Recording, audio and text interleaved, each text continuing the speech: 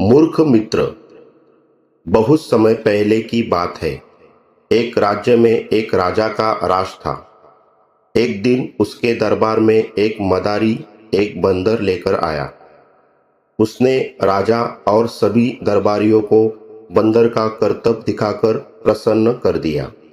बंदर मदारी का हर हुक्म मानता था।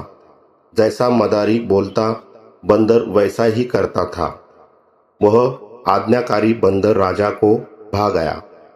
उसने अच्छी कीमत देकर मदारी से वह बंदर खरीद लिया। कुछ दिन राजा के साथ रहने के बाद बंदर उससे अच्छी तरह हिल मिल गया। वह राजा की हर बात मानता। वह राजा के कक्ष में ही रहता और उसकी सेवा करता था। राजा भी बंदर की स्वामी भक्ति देख बड़ा खुश था। वह अपनी सैनिकों और संतरियों से भी अधिक बंदर पर विश्वास करने लगा और उसे महत्व देने लगा। सैनिकों को यह बात बुरी लगती थी, किंतु वे राजा के समक्ष कुछ कह नहीं पाते थे। एक दोपहर की बात है। राजा अपने शयन कक्ष में आराम कर रहा था। बंदर पास ही खड़ा पंखा झल रहा था। कुछ देर में राजा गहरी नींद में सो गया।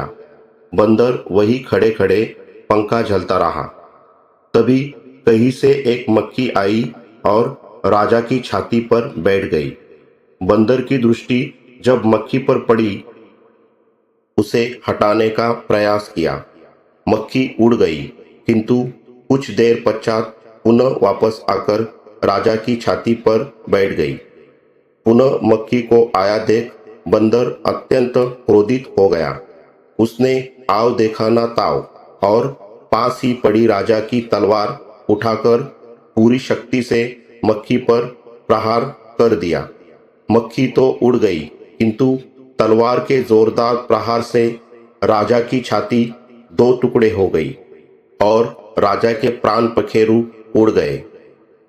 सीख: मूर्ख मित्र के साथ रहोगे तो आपका नुकसान निश्चित है।